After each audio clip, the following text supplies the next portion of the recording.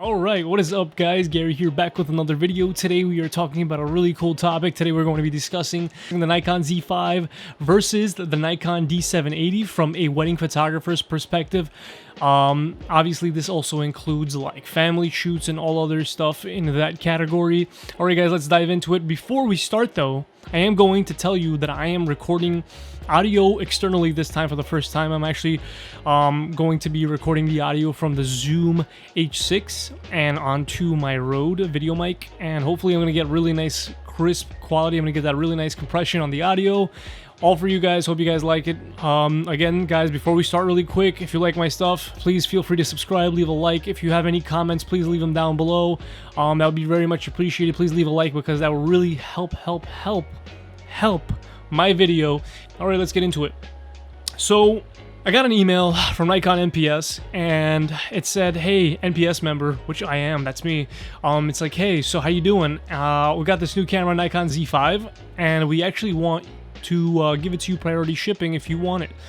So I was thinking about it. I was watching some videos on YouTube, obviously, comments and stuff. I wanted to know a little bit more about the camera, so I went to B&H, looked up the spec sheet. Shout out to B&H, always having specs before the things are released. Check the spec sheet on B&H. You guys can follow along with this critique by going to bnh.com and going to the Nikon D780 page and the Nikon Z5 page. So firstly, let's talk about price point. The Nikon Z5 is... I'll be honest with you, it's been really hard to say Nikon Z5. I by accident always say Nikon Z50. Anyway, the Nikon Z5 is a very interesting camera. The price point comes in at $1,400 or $1,396, and the Nikon D780 comes in at $2,300, about give or take $2,300. So we have a $900 price difference. So let me just speak a little bit about the Nikon Z5. So recently, I've been having this weird mixed feeling about Nikon and how they're mixing up their specs with different cameras that they're releasing, and they're giving me a weird sort of vibe, as if, I'm sorry to say, as if they're not thinking before they're releasing their cameras, but recently they're just been mashing specs in such a weird way. Like, for example, I'll tell you, I was looking up the Z5 specs, and there's a couple things that stood out to me. So the main features that stuck out to me in the Nikon Z5 are obviously the 4.5 frames per second continuous shooting. The two memory card slots is phenomenal, guys. That's such a breakthrough. The price point is really interesting. That actually really spoke to me too. The cropped 4K and the lower 8-bit bitrate that you're going to be getting in external recording. Another thing that stuck out to me is the 1080p 60 frames per second and the absence of the option to be able to shoot 120 frames per second, which is very strange because of this next thing, which is IBIS, because they include IBIS with this camera, which is, guys, I want to clap. IBIS has been included in an entry-level camera. That's just good stuff. That's just good news for all of us, and I feel like that's great, and it's great. It's really, Nikon is stepping it up. It's starting to bring specs that we want. Obviously, you know, this camera has an XP 6 processor, so that's where it's going to start to bother me a little bit as I get into this comparison. So as a wedding photographer, you know, obviously I don't want to spend so much on my camera. So the price point is very interesting. But again, I don't know if it justifies having a lower price point for the type of specs that I'm getting. For example, I shoot mostly weddings. So from a wedding photographer's view, 4.5 frames per second is not so good. Honestly, compared to the D750, which was 6.5 frames per second, why are we downgrading from that? That's a little bit weird. We have an X-Speed 4 processor on the D750 and it shoots 6.5 frames per second. That's a little bit weird for me. I feel like they could have added that, but I guess they felt like it wasn't so necessary due to it being an entry-level camera, which is weird because the D750 was also an entry-level camera, and that came with 6.5 frames per second, which was slow also. So the D780 actually gets 7 frames per second, which is decent. It's not the best, but if you pick up the mirror, it actually goes 12 frames per second, which is phenomenal. 12 frames per second is just a savage. And that's a win. That's a win. 12 frames per second if I need to catch a moment at a wedding or a family shoot. It's just night and day, especially if I'm taking walking shots. If someone's walking and it's in the moment, I need to get that shot. you can't really do that in 4.5 frames per second. It's really slow. Honestly, you can get faster frames shooting it with your finger gunning it. It's really strange to me. So what's great is you get two SD card slots, which is wow. 2 SD card slots. So 2 SD card slots actually doesn't mean you get to record video in 2 card slots. You still record video in only 1 card slot, which, again, if you're going to get this, you might as well get the Z6, because it's not an advantage. 2 card slots is not an advantage for video, either way.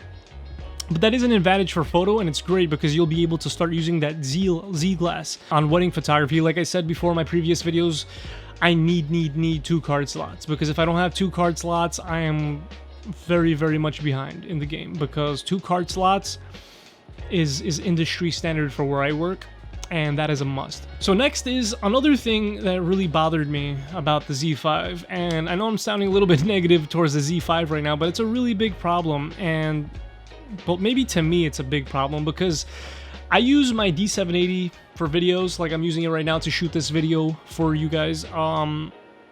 The D780 has 6K downscale to 4K, and that's in 10-bit log. I could shoot that. On the Z5, you can only actually shoot cropped in 4K, which I guess is not a big deal, but it's not a downscaled from 6K 4K. It's just 4K, which makes it a little more noisy, not so, not so crisp looking. And it's also 8-bit.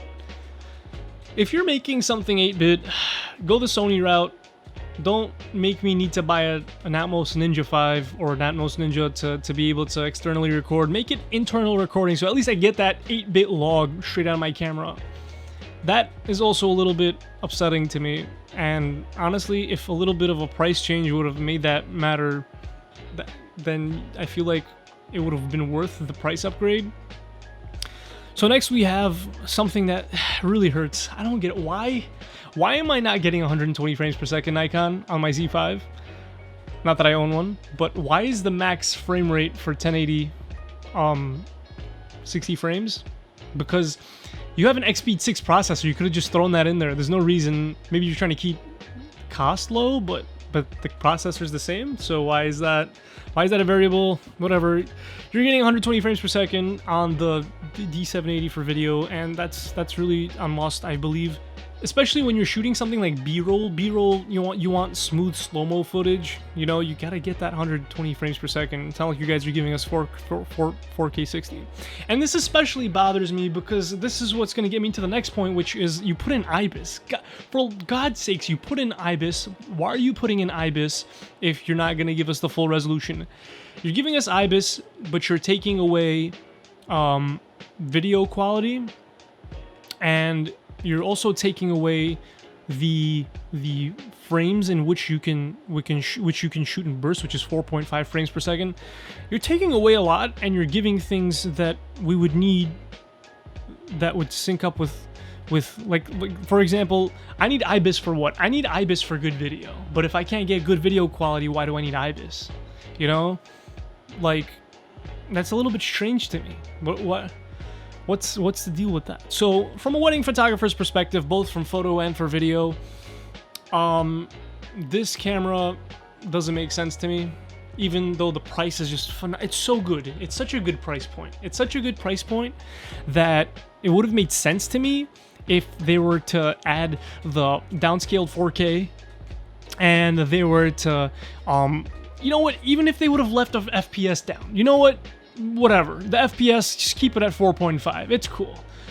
Why aren't you keeping it up to par? Whatever, fine. Anyway, so in that regard, if you were to ask me, hey Gary, what would you choose? You're a wedding photographer. What would you choose? We got the Z5 coming out. You can use all the Z glass on this. You get the 2 card slots. It's great for photography. You know what? It is great for photography. It is great for wedding photography, except for the continuous shooting, which obviously for me is a big deal because I'm a wedding photographer. There are moments that I need to shoot in very fast frame that I will not be able to now shoot because of this limitation. That is the first.